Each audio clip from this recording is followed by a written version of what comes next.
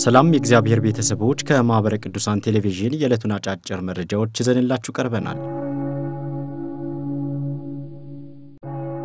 ብፁዕ ቅዱስ አቡነ ማትያስ ለርዕሰ ሊቃነ ጳጳሳት ሊዮ 14ኛ የእንኳን ደስ አለው መልእክት አስተላለፉ።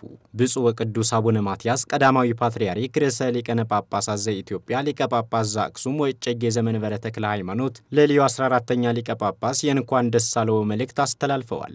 ቅዱስነታቸው ባስተላለፉት መልእክት ሊዮ 14ኛ የካቶሊካዊት ቤተክርስቲያን ሊቀ ጳጳስ በመሆን በመመረጣቸው የተሰማቸውን ልባዊ ደስታ በኢትዮጵያ ኦርቶዶክስ ተዋሕዶ ቤተክርስቲያን ስም ገልጸው እንኳን ደስ አለው ለማለት እወዳለሁ ብለዋል። የምድራችን ችግር በልዩ ልዩ ፈተናዎች እየጨመረ መምጣቱን በማንሳት በእግዚአብሔር ኃይል የተመረጡ ሰዎችና መሪዎች ችግሮቹን በቀላሉ ማሸነፍና ፍሬ ማፍራት ስለሚችሉ ቅዱስነቶ ፈተናዎችን በሙሉ በቀላሉ በማለፍ የቤተክርስቲያንን ተልእኮ በላቀ ስኬት እንደሚወጡ ተስፋ በማድረግ በአገልግሎታቸው ሁሉ እግዚአብሔር አምላክ ከጎናቸው እንዲሆን እመኛለሁ ብለዋል። ማህበረ ቅዱሳን የ33ኛ ዓመት ማጠቃለያ የምስረታ በዓሉን ግንቦት 3 ቀን 2017 ዓ.ም በዋናው ማዕከል እንደሚያከናውን አስታወቀ።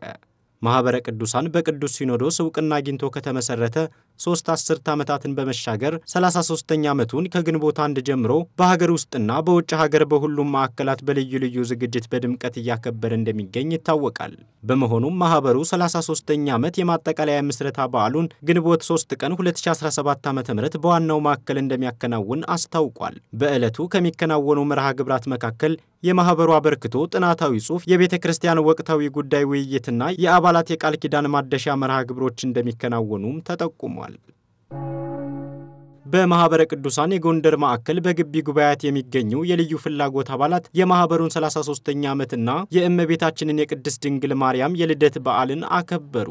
በጎንደር ማዕከል ባሉ ጉባኤያት በተለይም በማራኪ ግቢ ጉባኤ በርካታ የልዩ ልዩ ፍላጎት አባላት የሚገኙ ሲሆን በትናንትናው ዕለት ከ150 በላይ የልዩ ልዩ ፍላጎት አባላት ተገኝተው የእመቤታችን የቅድስት ድንግል ማርያም ልደት በዓልንና የማህበሩን የ33ኛ ዓመት የምስረታ በዓልን አክብረዋል። በመርሃ ግብሩም ትምህርተ ወንጌልና ያሬዳዊ ወረብ የቀረበ ሲሆን የምሳ ግብዣም አድርገዋል። የጎንደር ማዕከል የግቢ ጉባኤ ማስተባበሪያ ዋና ክፍል ለልዩ ፍላጎት አባላት የመማሪያ ቦታ በማመቻቸትና መምህር በመመደብ መንፈሳዊ ትምህርታቸውን እንዲማሩ ሲያደርግ መቆየቱን የማዕከሉ ሚዲያ ክፍል በላከልን መረጃ ለማወቅ ችለናል።